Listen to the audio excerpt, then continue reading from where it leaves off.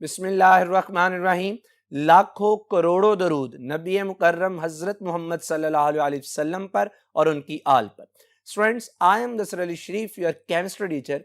Students, chemistry second year chapter number 2 को हम study कर रहे हैं और आज का हमारा टॉपिक है trend, general trends in properties of compounds of alkali and alkaline earth metals. Student, इस टॉपिक में हमने अल्कली और अल्कलाइन अर्थ मेटल्स के दो कंपाउंड्स को स्टडी कर लिया था और वो दो कंपाउंड्स थे ऑक्साइड और हाइड्रोक्साइड। स्टूडेंट, आज के इस लेक्चर में हम अल्कली और अल्कलाइन अर्थ मेटल के कंपाउंड्स को स्टडी करेंगे और आज जिस पे हम फोकस करेंगे वो है कार्बोनेट्स। तो आइए स्टार्ट करते हैं आज का टॉपिक।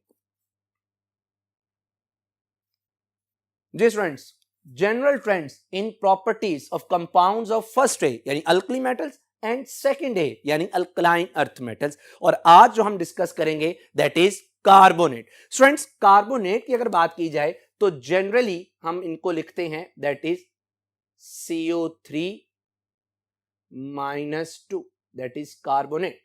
स्टूडेंट, याद रखिएगा all alkali and alkaline earth metals form carbonates. तमाम अल्कली और अल्कलाइन अर्थ मेटल्स कार्बोनेट्स बनाते हैं। और स्टूडेंट्स, अगर मैं इनको जनरली लिखना चाहूं तो अल्कली मेटल्स के जो कार्बोनेट्स हैं they can be generally represented as M2CO3। और स्टूडेंट याद रखिएगा कि जो अल्कली मेटल के कार्बोनेट्स हैं they always show +1 oxidation state. क्यों? और अगर एक अल्कली मेटल की +1 है तो दो के स्टूडेंट अंडरस्टूड है कि क्या होगी +2, और कार्बोनेट क्या है यहां पर -2।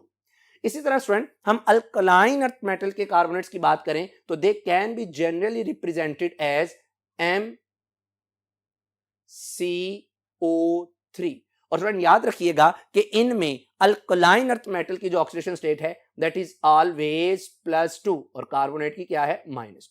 तो बात यह तय हो गई कि अल्कली मेटल के जो कार्बोनेट्स हैं उनमें अल्कली मेटल की जो ऑक्सीडेशन स्टेट है दैट इज +1, और जो अल्कलाइन अर्थ मेटल के कार्बोनेट्स हैं उनमें अल्कलाइन अर्थ मेटल की जो ऑक्सीडेशन स्टेट है दैट इज +2। स्टूडेंट, इस टॉपिक में हमने कार्बोनेट्स पढ़ने हैं, किसके? अल्कली मेटल और अल्कलाइन अर्थ मेटल। तो स्टूडेंट, मैं इस टॉपिक को दो पार्ट्स में डिवाइड करके चलूंगा। पहले हिस्से में मैं डिस्कस करूंगा कार्बोनेट्स ऑफ अल्कली मेटल्स और दूसरे हिस्से में डिस्कस करूंगा carbonates of alkaline earth metals. तो आइए सबसे पहले स्टार्ट करते हैं carbonates of alkali metals. Student, मैंने आपके सामने एक कॉलम में अल्कली मेटल के कार्बोनेट्स रख दिए, यानी lithium carbonate, sodium carbonate, potassium carbonate, rubidium carbonate, caesium carbonate. और स्टूडेंट साथ ही मैंने आपके इनका फार्मूला दूसरे कॉलम में शो कर दिया, जैसे लिथियम कार्बोनेट का फार्मूला Li2CO3, सोडियम कार्बोनेट का Na2CO3 एंड सो ऑन। और स्टूडेंट थर्ड कॉलम में मैंने इन तमाम अल्कली मेटल कार्बोनेट्स की अपीयरेंस दिखा दी, आपको एक इमेज दिखा दिया, और इमेज देख के आपको अंदाजा हुआ होगा कि almost all alkali metal carbonates are white in colour, they are white crystalline solids. तो बहरहाल स्टूडेंट्स, हम बात करते हैं इनकी properties of alkali metal carbonates. Student, मैं इनकी जो प्रॉपर्टीज हैं अल्कली मेटल कार्बोनेट्स की, मैं इसको दो प्रॉपर्टीज को इस टॉपिक में मेनली डिस्कस करूंगा और कोशिश करूंगा कि आपको ये साथ ही साथ याद हो जाए। वो दो प्रॉपर्टीज जो अल्कली मेटल्स की मैं डिस्कस करूंगा उनमें सबसे पहले हमारे पास सॉल्युबिलिटी और फिर हम इनकी डिस्कस करेंगे स्टेबिलिटी। तो आइए स्टूडेंट पढ़ते हैं इनकी प्रॉपर्टीज। जो अल्कली मेटल कार्बोनेट्स हैं they are all soluble in water, यानी जितने भी अल्कली मेटल के कार्बोनेट्स हैं all are soluble in water except lithium nitrate, sorry lithium carbonate. Student, मैं आज आपको ना एक बड़ी ही इंपॉर्टेंट बात बताने लगा हूं। याद रखिएगा कि all metal salts are soluble in water. Student याद रख लीजिएगा कि तमाम जो मेटल के साल्ट हैं, मेटल्स जितने भी साल्ट बनाती है they are all soluble in water. जब हम बाज़ औक़ात कह देते हैं ना कि फलाना मेटल साल्ट इनसॉलेबल है, तो स्टूडेंट याद रखिएगा यहां पर इसका मतलब ये होता है कि उसकी बकिया मेटल्स की निस्बत जो सॉलेबिलिटी है वो बहुत ही कम। जैसे मैंने इस लाइन में क्या कहा, they are all soluble in water except lithium carbonate. तो इसका मतलब है कि लिथियम कार्बोनेट पानी में सॉल्युबल होगा, लेकिन बाकी अल्कली मेटल्स की निस्बत इसकी सॉल्युबिलिटी क्या है, बहुत ही कम। जब बहुत ही कम है तो हम आम जुबान में कह सकते हैं कि जो लिथियम कार्बोनेट है that is insoluble in water. मैंने कहा इनसॉल्युबल इस सेंस में लिखा क्योंकि बाकी अल्कली मेटल कार्बोनेट्स की निस्बत इसकी सॉल्युबिलिटी क्या होती है, बहुत ही कम। जैसा कि आप देख सकते हैं स्टूडेंट, मैंने अगेन एक कॉलम में अल्कली मेटल के कार्बोनेट्स लिख दिए और दूसरे कॉलम में मैंने इन कार्बोनेट्स की पानी में सॉल्युबिलिटी लिख दी। और कितने ग्राम पानी में, 100 ग्राम्स ऑफ वाटर। तो स्टूडेंट आप देख सकते हैं कि जो लिथियम कार्बोनेट है इसकी पानी में सॉल्युबिलिटी कितनी है, सिर्फ 0.69 ग्राम, 0.69 ग्राम। और अगर इसके बरक्स आप सोडियम कार्बोनेट को देखते हैं तो स्टूडेंट इसकी पानी में सॉल्युबिलिटी कितनी है, दैट इज 43.9 ग्राम। देखिएगा, there is a huge difference between the solubility of lithium carbonate and sodium carbonate. Lithium carbonate is just 0.69 while the sodium carbonate is 43.9 grams in 100 grams of water. और student अगर इसी तरह आप potassium की बात करते हैं तो इसमें अगेन जो सॉल्युबिलिटी है ये सोडियम की निस्बत क्या है, ज्यादा, दैट इज 61 ग्राम्स पर 100 ग्राम्स ऑफ वाटर। और जो रुबीडियम है that is more soluble as compared to sodium and potassium. तो स्टूडेंट अब मैं ये बात डिस्कस करूंगा कि आखिर ऐसी क्या वजह है कि तमाम अल्कली मेटल सॉल्युबल हैं सिवाय लिथियम कार्बोनेट के। तो स्टूडेंट मैंने आपको पहले भी एक बात बताई हुई है कि याद रखिएगा, किसी भी कंपाउंड की, अल्कली मेटल की जो सॉल्युबिलिटी है स्टूडेंट्स, ये याद रखिएगा, that is inversely proportional to lattice energy. That is inversely proportional to lattice energy. इसका मतलब यह हुआ कि अब जितनी कार्बोनेट की लैटिस एनर्जी ज्यादा होगी उसकी सॉल्युबिलिटी भी उतनी ही कम होगी।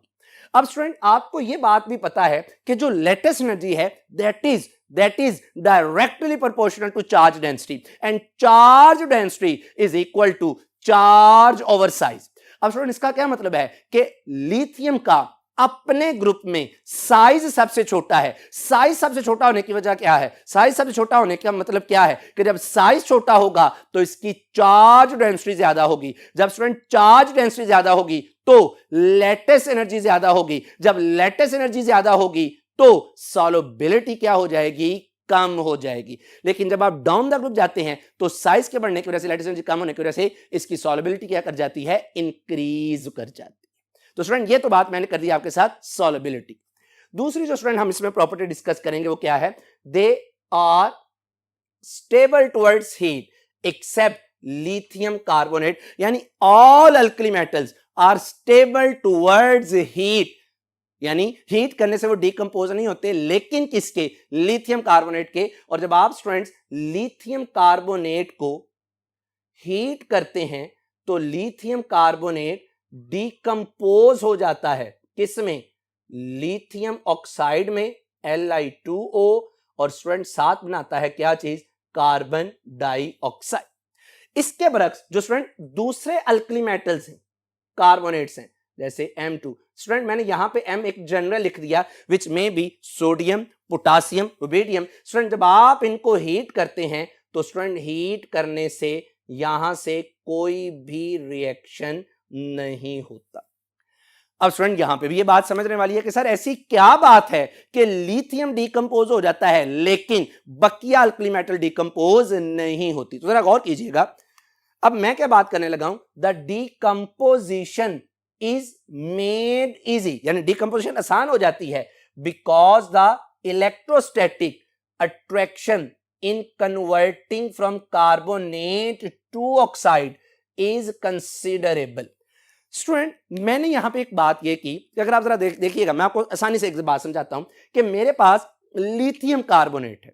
स्टूडेंट अगर आप इस लिथियम कार्बोनेट के स्ट्रक्चर को गौर से देखें ना तो लिथियम का साइज तो छोटा है, लेकिन इसके साथ जो लगा एनाइन है that is very large in size. अब स्टूडेंट जब इसका साइज लार्ज हो जाएगा ना, तो इसका मतलब है कि इसकी जो लेटेस्ट एनर्जी है वो क्या हो जाएगी, कम, क्योंकि स्टूडेंट आपने पढ़ा है कि स्टेबिलिटी डायरेक्टली प्रोपोर्शनल है किसके, लेटेस्ट एनर्जी की। अब स्टूडेंट जो लिथियम कार्बोनेट में कार्बोनेट है, एनाइन है, that has very large size. अब जब आप उसको हीट करते हैं ना, तो लिथियम कार्बोनेट टूटता है किसमें, लिथियम ऑक्साइड में और कार्बन डाइऑक्साइड में। अब स्टूडेंट ये जो लिथियम ऑक्साइड बना है ना, इसमें अगर आप गौर करें तो लिथियम के साथ जो एनाइन है oxide, that is small in size as compared to the carbonate. तो स्टूडेंट आप जरा गौर कीजिएगा कि लिथियम कार्बोनेट में एनाइन का साइज बड़ा, जिसकी वजह से लेटेस्ट एनर्जी कम, स्टेबिलिटी कम। लेकिन जब वो लिथियम कार्बोनेट टूट के जाता है किसमें, लिथियम ऑक्साइड में, तो जो एनाइन ऑक्साइड है उसका साइज छोटा, जिसकी वजह से स्टेबिलिटी ज्यादा और लेटेस्ट एनर्जी भी क्या हो जाती है, ज्यादा। तो आप यूं कहेंगे क्योंकि फॉरवर्ड में इस वजह से जाता है क्योंकि इलेक्ट्रोस्टैटिक अट्रैक्शन यानी ऑपोजिट आयंस, लिथियम कैटाइन है और जो ऑक्साइड है ये एनाइन है, जो ऑपोजिट आयंस के दरमियान में अट्रैक्शन है उसमें बहुत ज्यादा इजाफा हो जाता है, जिसकी वजह से लेटेस्ट एनर्जी इंक्रीज कर जाती है, जिसकी वजह से स्टेबिलिटी क्या कर जाती है, इंक्रीज कर जाती है। तो स्टूडेंट मैं यहां से एक शॉर्टकट ये भी लिख सकता हूं कि याद रखिएगा जो स्टेबिलिटी है that is directly proportional to latest energy। Students ये तो मैंने बात की लिथियम कार्बोनेट की, तो यकीनन आपके जहन में आया होगा कि सर जब लिथियम कार्बोनेट टूटता है अपने ऑक्साइड में तो बकिया अल्कली मेटल्स को भी टूटना चाहिए अपने ऑक्साइड में अपॉन हीटिंग, लेकिन उस केस में ऐसा नहीं होता। क्यों नहीं होता, आइए अब इसको देखते हैं। जी स्टूडेंट्स अब मैं बात करने लगा हूं लिथियम के अलावा।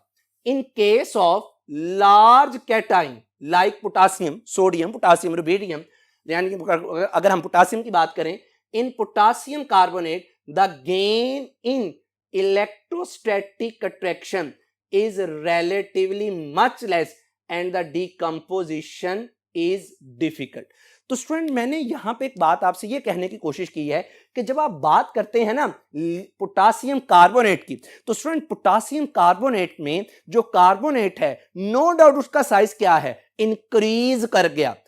अब आप ये सोच रहे हैं कि सर उसका साइज इंक्रीज कर गया, जब आप उसे हीट करेंगे ना तो पोटासियम भी अपने ऑक्साइड में चला जाएगा और ऑक्साइड का साइज कार्बोनेट की निस्बत क्या है, छोटा, तो सर ये फटाफट डिकम्पोज हो जाएगा। लेकिन मैंने कहा रियलिटी में ऐसा नहीं होता। नो डाउट मेरा बेटा नो डाउट कि कार्बोनेट का साइज बड़ा, ऑक्साइड का साइज छोटा, लेकिन आप ये भी तो गौर कीजिए कि जो लेटेस्ट एनर्जी है वो सिर्फ एनाइन के साइज पे डिपेंड नहीं करती बल्कि कैटाइन के साइज पे भी डिपेंड करती है। दोनों कैटाइन और एनाइन का साइज छोटा होगा तो लेटेस्ट एनर्जी ज्यादा होगी, स्टेबिलिटी क्या होगी, ज्यादा। जब स्टूडेंट आप पोटासियम कार्बोनेट की बात करते हैं ना, तो पोटासियम कार्बोनेट जब पोटासियम ऑक्साइड में जाता है, वो सुपर ऑक्साइड में जाए या नॉर्मल ऑक्साइड में जाए, तो आप कहते हैं साइज छोटा हो गया। बेटा पोटासियम कार्बोनेट में नो डाउट कार्बोनेट का साइज बड़ा है, प्रोडक्ट ऑक्साइड में जाके एनाइन का साइज छोटा हो जाएगा। लेकिन आप गौर तो कीजिए कि पोटासियम कार्बोनेट में जो कैटाइन पोटासियम है उसका साइज बड़ा है एज कंपेयर टू लिथियम, और जब वो पोटासियम ऑक्साइड में जाता है तो पोटासियम ऑक्साइड में एनाइन का तो साइज छोटा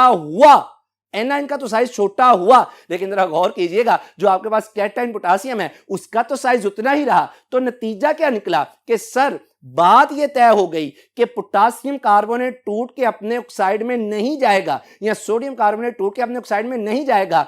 क्यों नहीं जाएगा? क्योंकि सर कार्बोनेट तो ऑक्साइड में जाके साइज को थोड़ा बहुत डिक्रीज करता है, लेकिन यहां पर हमारे पास जो कैटाइन है उसका साइज तो सेम रहता है, और सेम रहने का मतलब है कि वो रिएक्टेंट फॉर्म में भी लार्जर इन साइज है एज कंपेयर टू लिथियम और प्रोडक्ट फॉर्म में भी लार्जर इन साइज है एज कंपेयर टू लिथियम। तो अब जब साइज बढ़ जाता है तो फिर वो अपने आप को डीकंपोज करवा के ऑक्साइड में कन्वर्ट होना पसंद नहीं करता। एक बात स्टूडेंट वैसे भी आपने ये बात पढ़ी है, मैंने बेशुमार दफा आपको पहले भी बताई है कि जब भी किसी कंपाउंड में कैटाइन और एनाइन का साइज कंपेरेबल होता है ना तो उसकी स्टेबिलिटी, उसकी लेटेस्ट एनर्जी क्या है, ज्यादा।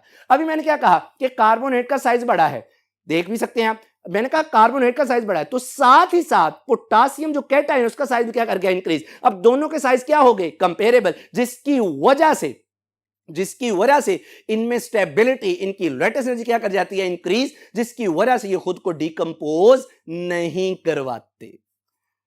स्टूडेंट ये तो बात थी मेरे पास इनके कार्बोनेट्स की। अब इसमें एक बड़ा इंटरेस्टिंग टॉपिक है जो हमारी रूटीन लाइफ में भी है, वो क्या है कि हम डिस्कस करेंगे effect of heat on sodium carbonate. Sodium carbonate का बड़ा इंटरेस्टिंग यूज, क्या यूज है जरा देखते हैं। At temperature below 35.2 degree C sodium carbonate crystallizes out from water as, यानी 35.2 से अगर कम टेम्परेचर है और अगर आप इसकी क्रिस्टलाइजेशन करते हैं तो जो सोडियम कार्बोनेट हासिल होता है that is in the form of Na2CO3 dot 10H2O। और स्टूडेंट याद रखिएगा ये वही कंपाउंड है जिसे आप आम जुबान में क्या कहते हैं, वॉशिंग सोडा। और स्टूडेंट आप इसको देख भी सकते हैं, वॉशिंग सोडा की जो अपीयरेंस है that is white crystalline solid. Student अब क्या है, ये तो बात मैंने की 35.2 से बिलो। अगली बात क्या है कि above 35.2 degree C it crystallize, यानी अगर आप टेम्परेचर 65.2 से ऊपर ले जाते हैं तो अब भी इसके क्रिस्टल बनेंगे, लेकिन अब की बात जो स्टूडेंट इसके क्रिस्टल बनते हैं वो मुश्तमिल होंगे किस पर, वो मुश्तमिल होंगे Na2CO3.H2O, यानी इसमें से जो पहले था बिलो 35.5 उसमें वाटर ऑफ क्रिस्टलाइजेशन थे 10, और अब जब आप इसको हीट करेंगे 35.2 से अबव जाएंगे तो इसमें वाटर ऑफ क्रिस्टलाइजेशन सिर्फ कितने रह जाएंगे, 1। अब स्टूडेंट इसी में एक और इंटरेस्टिंग बात है, इफ वॉशिंग सोडा, मैंने अभी आपको बताया वॉशिंग सोडा क्या है जिसमें 10 पानी के मॉलिक्यूल हैं, is allowed to stand in air, यानी इसको आप ओपन एयर में एज इट इज कुछ देर के लिए पड़ा रहने दें, इट स्लोली लूज वाटर। तो इसमें ये जो 10 पानी के मॉलिक्यूल हैं ये इन 10 पानी के मॉलिक्यूल को क्या कर देगा, लूज, 10 में से कुछ पानी के मॉलिक्यूल को लूज कर देगा and is converted into white powder. और स्टूडेंट उस व्हाइट पाउडर का क्या नाम है, एन, क्या फार्मूला है, Na2CO3.H2O। स्टूडेंट ये सोडियम कार्बोनेट की डिफरेंट टेम्परेचर पर डिफरेंट फॉर्म्स थी। 35.2 के बिलो डेकाहाइड्रेट 10 पानी के मॉलिक्यूल हैं, इससे ऊपर चले जाएंगे तो इसमें एक पानी का मॉलिक्यूल अटैच होता है। स्टूडेंट मैं आपको यहां पे एक और बात क्लियर कर दूं, ये था हमारे पास वॉशिंग सोडा। स्टूडेंट एक होता है बेकिंग सोडा, ये जस्ट आपकी इंफॉर्मेशन के लिए। स्टूडेंट जो बेकिंग सोडा है that is sodium bicarbonate. Baking soda usually खाना वगैरह में क्या किया जाता है, इस्तेमाल किया जाता है। बेकिंग सोडा वॉशिंग सोडा से डिफरेंट है, दोनों को कंफ्यूज आपस में नहीं करना। स्टूडेंट नेक्स्ट एक बड़ा ही इंपॉर्टेंट क्वेश्चन है जो कि अक्सर एग्जामिनेशन में पूछा जाता है एज ए शॉर्ट क्वेश्चन, और वो क्या है स्टूडेंट, वो क्वेश्चन है कि why is the aqueous solution. Aqua solution से क्या मुराद है स्टूडेंट, एक्वा से मुराद क्या होता है, water. Why is the aqua solution of sodium carbonate, sodium carbonate is alkaline. Alkaline से क्या मुराद है, basic in nature, in alkaline in nature, यानी अगर आप सोडियम कार्बोनेट को पानी में ऐड करते हैं तो सॉल्यूशन क्या हो जाता है, बेसिक। ऐसा क्यों होता है स्टूडेंट, इसके लिए बड़ा सिंपल सा जवाब है कि जब भी आप क्या करते हैं सोडियम कार्बोनेट को स्टूडेंट्स आप ऐड करते हैं किस में, वाटर में, तो स्टूडेंट यहां से बनता है कार्बोनिक एसिड H2CO3, और स्टूडेंट साथ में बनता है सोडियम हाइड्रो ऑक्साइड। अब ये स्टूडेंट जो कार्बोनिक एसिड बना H2CO3 that is a weak acid, that is very weak acid. Student जब ये वीक एसिड है तो इसका मतलब है कि ये आयोनाइज नहीं होगा, नॉट आयोनाइज। और स्टूडेंट जब ये आयोनाइज नहीं होगा तो इसका मतलब है कि ये पीएच पर भी कोई इफेक्ट नहीं डालेगा, ये सॉल्यूशन की पीएच को डिस्टर्ब नहीं करेगा। इसके बरक्स जो सोडियम हाइड्रोक्साइड बना है student that is very strong base. और स्टूडेंट जब मैंने ये कह दिया कि ये स्ट्रॉन्ग बेस है तो हम क्या कहेंगे, इसका मतलब है कि ये मुकम्मल तौर पर अपने आयंस में क्या हो जाएगा, डिसोसिएट, यानी सोडियम आयन Na+ और साथ में हाइड्रो ऑक्साइड आयन। तो स्टूडेंट आप कहेंगे कि चूंकि यहां पे दो स्पीशीज बनी है, carbonic acid which very weak acid और साथ में एक बड़ा ही स्ट्रॉन्ग बेस बना NaH जो कि मुकम्मल तौर पे आयनाइज होकर क्या प्रोवाइड करेगा, OH हाइड्रोक्साइड आयन, जिसकी वजह से वो जो सॉल्यूशन है उसकी बेसिक या अल्कलाइन नेचर हो जाएगी।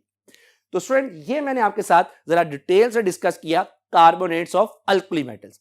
अब मैं बात करने लगा हूं आपके साथ carbonates of alkaline earth metal. Friend मैंने आपके सामने एक कॉलम में अल्कलाइन अर्थ मेटल के कार्बोनेट्स लिख दिए, उनके नाम लिख दिए, जैसे बेरिलियम कार्बोनेट, जैसे मैग्नीशियम कार्बोनेट, जैसे कैल्शियम कार्बोनेट, जैसे स्ट्रोंशियम कार्बोनेट, जैसे बेरियम कार्बोनेट।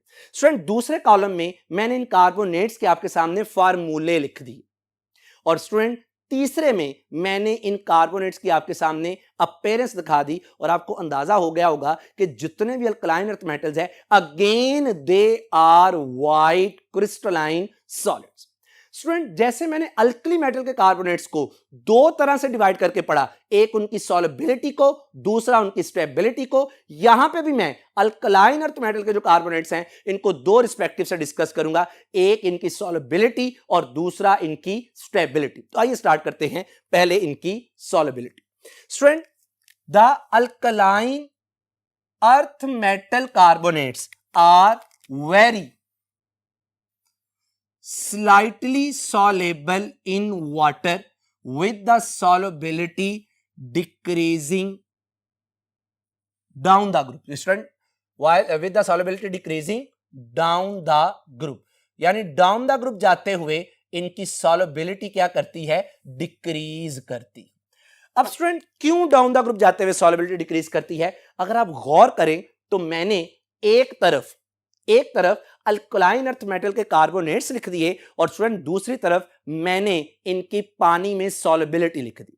तो स्टूडेंट अगर आप गौर से देखें ना तो आपको अंदाजा होगा कि जैसे लेट्स सपोज मेरे पास मैग्नीशियम कार्बोनेट है, जो मैग्नीशियम कार्बोनेट है इसकी 100 ग्राम पानी में कितनी सॉल्युबिलिटी है, only 6.3 into 10 raise power -3 grams. और इसी तरह आपके पास है बेरियम कार्बोनेट। अब क्वेश्चन ये उठता है कि सर ऐसी क्या वजह है कि डाउन द ग्रुप जाते हुए अल्कलाइन अर्थ मेटल के कार्बोनेट्स की सॉल्युबिलिटी क्या करती है, डिक्रीज करती है। इसका मतलब यह भी हुआ कि जो शुरू वाले मेंबर हैं जैसे बेरिलियम है या मैग्नीशियम का जो कार्बोनेट है, they are soluble in water, slightly soluble in water, but जैसे जैसे आप डेप्थ में जाएंगे इनकी सॉल्युबिलिटी क्या करेगी, डिक्रीज करेगी। सर हालांकि आपने तो कहा कि सॉल्युबिलिटी का और लेटेस्ट एनर्जी का इनवर्स रिलेशन है, तो सर डाउन द ग्रुप जाते हुए तो लेटेस्ट एनर्जी कम होती है, तो सॉल्युबिलिटी क्या करनी चाहिए, इंक्रीज। तो स्टूडेंट मैंने एक सॉल्युबिलिटी और लेटेस्ट एनर्जी के वाले से एक और बात भी तो की थी। मैंने आपसे ये कहा था कि जब भी कैटाइन और एनाइन का साइज कंपेरेबल होगा तो इसका मतलब यह होगा कि उनकी जो लेटेस्ट एनर्जी है वो क्या होगी, ज्यादा। जब स्टूडेंट उनकी लेटेस्ट एनर्जी ज्यादा होगी तो उनकी सॉल्युबिलिटी क्या हो जाएगी, कम। तो जब आप बात करते हैं ना अल्कलाइन अर्थ मेटल कार्बोनेट्स, तो आप कहेंगे जैसे जैसे डाउन द ग्रुप जा रहे हैं ना तो हमारे पास जो अल्कलाइन अर्थ मेटल का जो कैटाइन है और जो कार्बोनेट है दोनों के साइज चूंकि कंपेरेबल हो रहे हैं, कंपेरेबल होने की वजह से इनकी लेटेस्ट एनर्जी क्या हो रही है, ज्यादा, जिसकी वजह से इनकी सॉल्युबिलिटी क्या कर जाती है, डिक्रीज कर जाती है। स्टूडेंट इसमें अगली बात जो हम देखेंगे, ये तो बात हो गई सॉल्युबिलिटी की। अगली जो बात है स्टूडेंट इसमें दैट इज दे डीकंपोज, टूट जाते हैं ऑन हीटिंग, द इज में ना सलाहियत या आसानी से of decomposition decreases down the group, यानी ये डीकंपोज तो होते हैं लेकिन जैसे जैसे आप डाउन द ग्रुप जाएंगे ना इनकी डीकंपोज होने की सलाहियत क्या होती है, कम। जैसे फर्ज कर लें कि अगर ये डीकंपोज हो, जैसे मेरे पास है CaCO3, तो जब आप इसको हीट करते हैं ना तो जब ये डीकंपोज होगा तो जाएगा किस में, कैल्शियम ऑक्साइड और कार्बन डाइऑक्साइड। अब स्टूडेंट बात यह है कि सर ये डाउन द ग्रुप जाते हुए इनकी डीकंपोज होने की सलाहियत कम क्यों होती है। स्टूडेंट मैं उससे पहले आपको कुछ फैक्ट्स बताना चाह रहा हूं जहां से ये बात साबित हो जाएगी वाकई भाई डाउन द ग्रुप जाते हुए इनकी डीकंपोजिशन क्या करती है, डिक्रीज करती है।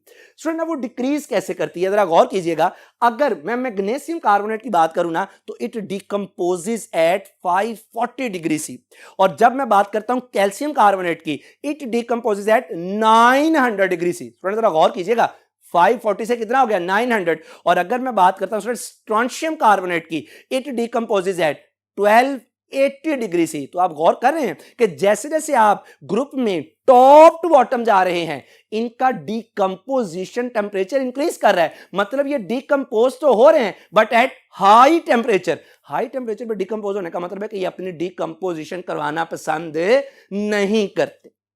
यानी जो शुरू वाले मेंबर हैं वो फटाफट डिकम्पोज हो रहेंगे, लेकिन वो जो बॉटम वाले हैं वो अपनी डिकम्पोजिशन करवाना पसंद नहीं करते। यही वजह है कि हम कहते हैं the relative stability order of the carbonates of alkaline earth metal is, इनमें जो सबसे स्टेबल कार्बोनेट है हम कहते हैं दैट इज बेरियम कार्बोनेट, सबसे ज्यादा स्टेबल है।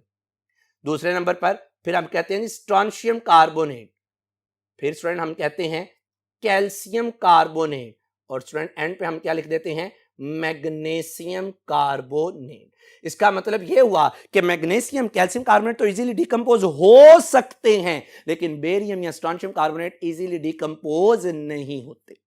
अब सर इसकी वजह क्या है, क्यों डिकम्पोज नहीं होते? तो स्टूडेंट इसकी वजह सुन लीजिए, the ease of decomposition can be related to the size of metal ion। Student मैं आपसे ना एक बड़ा बेहतरीन, मैंने कहा कि जो डीकंपोजिशन है ना, जो डीकंपोजिशन है इसकी वजह हम बयान कर सकते हैं depending upon the size of metal cation. Student याद रखिएगा, अब मैं वजह बाद में बताता हूं, लेकिन याद रखिएगा कि smaller size of metal ion, जितनी मेटल आयन का साइज क्या होगा ज्यादा अल्कालाइन अर्थ मेटल्स में, उतनी क्या होगी डिकम्पोजिशन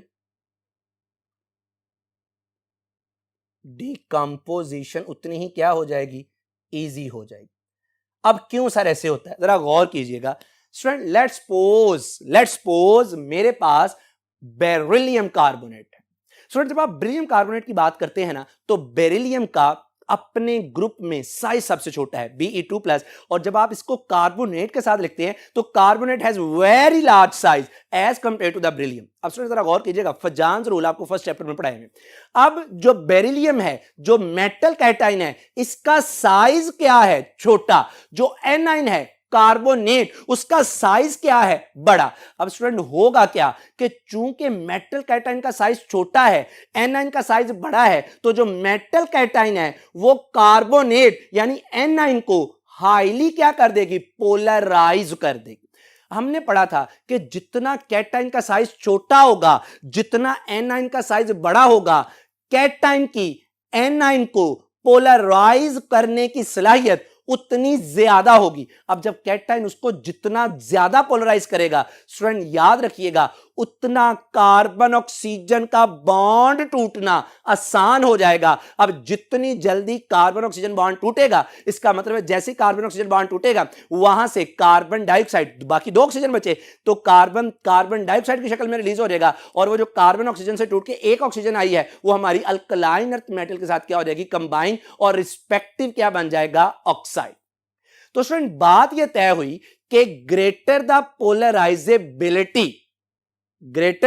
पोलराइजेबिलिटी या polarizing power of metal cation, greater is the decomposition of alkaline earth metal carbonate. और स्टूडेंट अब पोलराइजिंग पावर कब ज्यादा होगी, जब अल्कलाइन अर्थ मेटल का साइज क्या होगा, कम। तो मैं आपके सामने लिख देता हूं कि जो polarization power of alkaline earth metal follows the order, तो आप देख सकते हैं कि इसमें सबसे ज्यादा पोलराइजेशन पावर किसकी है, बेरिलियम +2, फिर किसकी है मैग्नीशियम +2, फिर किसकी है कैल्शियम। क्यों? क्योंकि बेरिलियम का साइज सबसे छोटा, फिर मैग्नीशियम का बड़ा, फिर कैल्शियम का, एंड सो।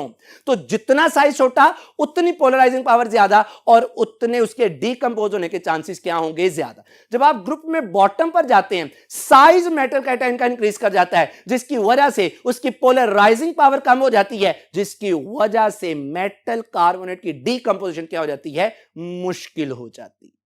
तो स्टूडेंट ये तो मैंने आपके सामने एक रीजन रखी, एक और रीजन भी है बड़ी सादा सी, मैं अक्सर आपके ये डिस्कस करके आया हूं कि जैसे जैसे आप स्टूडेंट टॉप टू बॉटम जाते हैं ना, तो जो मेटल कैटाइन है, और जो कार्बोनेट है, मेटल कैटाइन का size top to bottom increase करता है, मेटल कैटाइन और कार्बोनेट का साइज क्या होता जाता है, कंपेरेबल होता जाता है। जब स्टूडेंट इनका साइज कंपेरेबल होता जाएगा तो इनकी स्टेबिलिटी क्या करेगी, इंक्रीज, और जब स्टेबिलिटी इंक्रीज करे, जब इनका साइज कंपेरेबल हो जाता है तो इनकी लैटिस एनर्जी इंक्रीज कर जाती है, जिसकी वजह से इनकी स्टेबिलिटी भी क्या कर जाती है, इंक्रीज कर जाती है।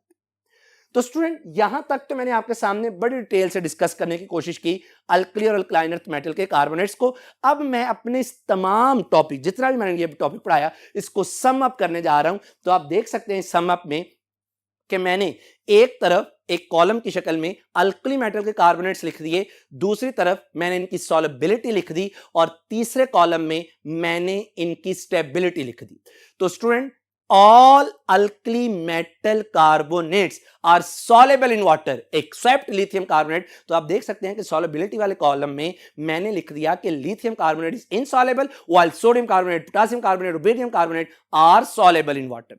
तीसरे कॉलम की अगर मैं बात करूं तो मैंने कहा कि लिथियम कार्बोनेट डिकंपोज हो जाता है लिथियम ऑक्साइड और कार्बन डाइऑक्साइड में, while the rest of the alkali metal carbonates, sodium carbonate, potassium carbonate, rubidium carbonate, they are all stable towards the heat। Student, इसी तरह मैंने आपके सामने अल्कलाइन अर्थ मेटल के कार्बोनेट्स रख दिए। एक कॉलम में अल्कलाइन अर्थ मेटल के कार्बोनेट्स हैं, दूसरे कॉलम में मैंने इनकी सॉल्युबिलिटी रख दी, और तीसरे कॉलम में मैंने इनकी स्टेबिलिटी रख दी। तो स्टूडेंट याद रखिएगा कि डाउन द ग्रुप जाते हुए तमाम अल्कलाइन अर्थ मेटल के कार्बोनेट्स की सॉल्युबिलिटी क्या करती है, डिक्रीज। इसी तरह डाउन द ग्रुप जाते हुए जो stability of alkaline earth metal है वो भी क्या करती है, इंक्रीज करती है, यानी ये अपने आप को डिकंपोज करवाना पसंद नहीं करती। तो स्टूडेंट, आज का हमारा लेक्चर यहीं पर खत्म होता है। आपसे मुलाकात होगी नेक्स्ट लेक्चर में। अपना बहुत ख्याल रखिएगा। अस्सलामु अलैकुम।